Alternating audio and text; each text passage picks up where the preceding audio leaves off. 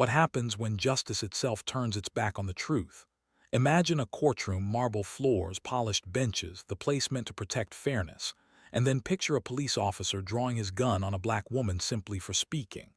My wife Claire stood there in her navy suit, a figure of calm dignity, while the officer spat venom. "Shut up, you dumb black girl." The insult rang louder than the gun's click. Everyone froze, waiting for her to break, but she didn't. She stared him down, defying a system stacked against her. What no one in that room knew was that she carried a truth powerful enough to flip the entire trial on its head. And when the gavel struck, everything changed. The sound of that slam is where our story begins. The first time I realized the justice system wasn't built for us was the moment I watched a police officer draw his weapon on my wife inside a courtroom. The barrel looked impossibly large under the fluorescent lights, aimed straight at her chest, while 100 silent eyes froze in disbelief. This wasn't a street corner or a dark alley. This was the place where truth was supposed to matter most. And yet, in front of the judge's bench, my wife was treated like she didn't belong, like she was something less than human. The officer's words cracked through the silence. "Shut up, you dumb black girl." His voice echoed against the wooden panels, a grotesque twist of authority turned into mockery. I felt my throat tighten, rage bubbling inside me.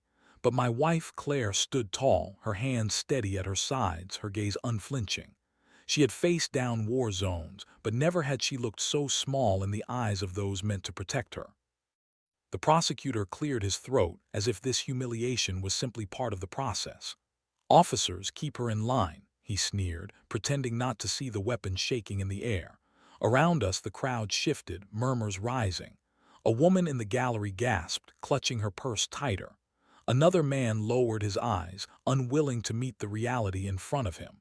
My wife's voice cut through the noise like a blade.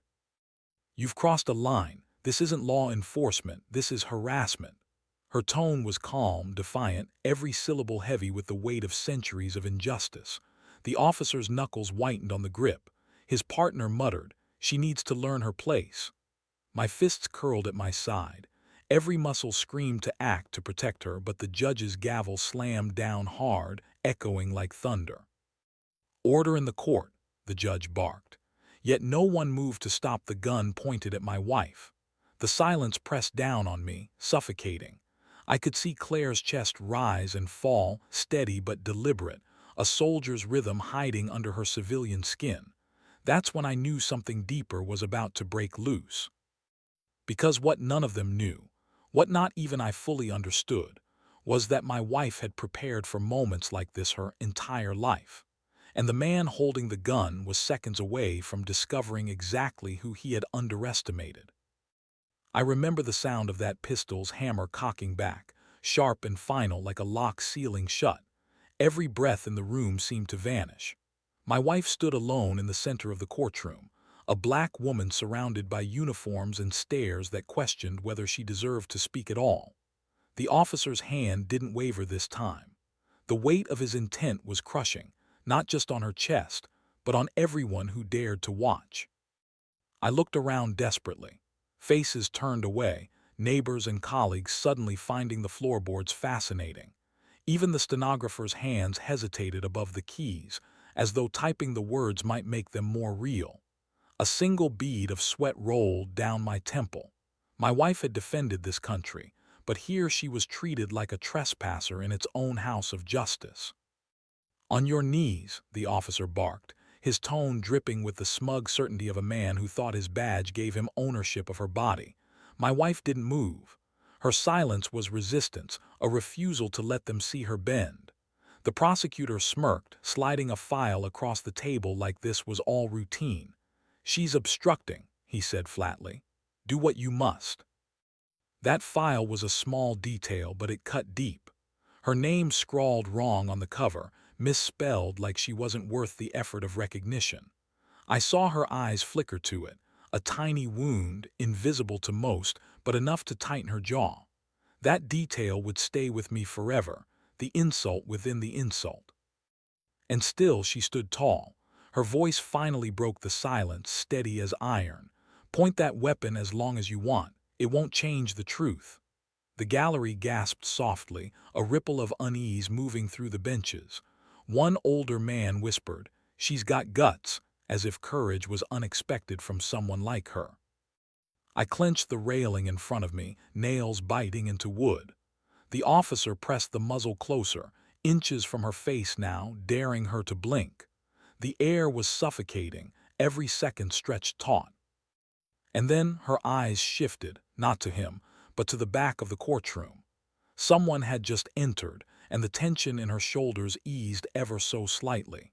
I didn't know who it was yet, but the flicker of recognition in her gaze told me the tide was about to turn. What would you do if this happened to you? Would you look away like the others, or stand up even with a gun in your face? The doors at the back of the courtroom creaked open, but the officer with the gun didn't flinch. His partner muttered something under his breath, a curse I'd heard on street corners, the kind that reduced my wife to nothing more than a target. "These people never learn," he hissed, as though she were invisible, an object to be handled, not a woman with a name, a life, a family. That was the cruelest part, how they spoke about her as if she wasn't even there. The air carried their words like poison, and every juror, every bystander inhaled it in silence. My wife stood motionless, but inside her stillness was fury.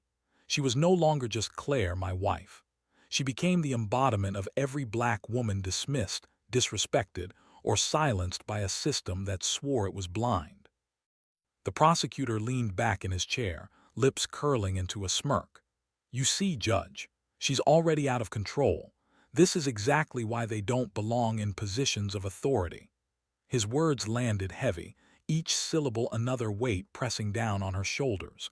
It wasn't just racism whispered behind closed doors. It was broadcast into the record of the court itself. Her hands trembled slightly, not from fear, but from the restraint of holding back. I could see it, the instinct to fight, to push back, to demand her humanity. Yet she held it in, waiting. The officer sneered, nudging the gun forward. "Say one more word and you won't leave this courtroom." I couldn't breathe. The whole room had sunk into that bottomless place where justice should have been, but wasn't. This was the low point, the pit designed to break her spirit in front of everyone. My throat burned with helplessness, but she never blinked. Her voice finally rose, quiet but sharp. "If you think I'm alone here, you've already lost." Confusion flickered across the officer's face. The gallery shifted again, people craning to see who had entered at the back. That's when the figure stepped forward, calm, deliberate, dressed in authority no one could deny. His presence filled the space like a storm rolling in. The prosecutor's smirk faltered. The officer's grip on his weapon tightened, but for the first time his eyes wavered. Because the man who had just arrived wasn't another spectator.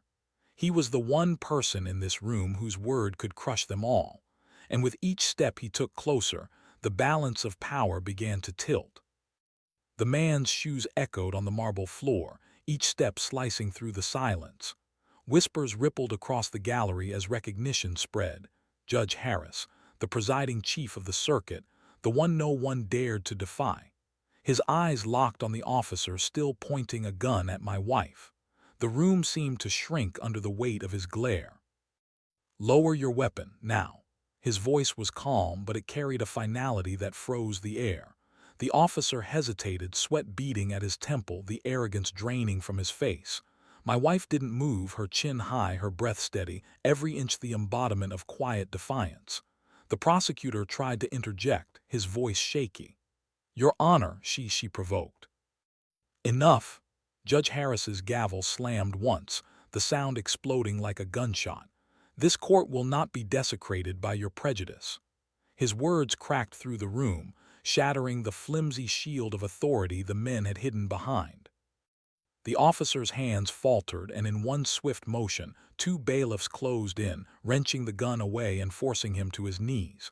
The gallery erupted, some gasping, some clapping, some simply whispering, "Finally." The prosecutor stumbled back as the judge's gaze turned on him. "You will be held accountable for your complicity.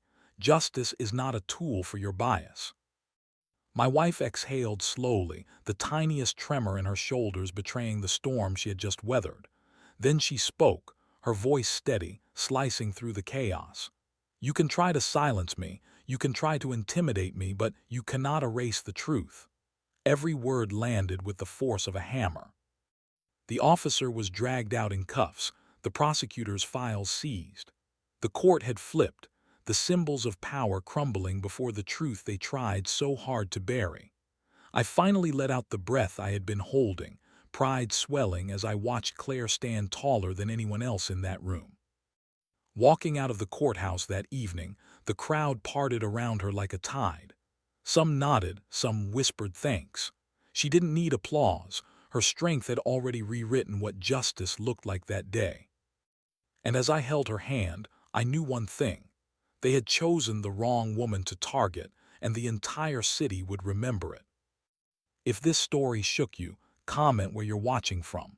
And don't forget to subscribe, because voices like hers deserve to be heard everywhere.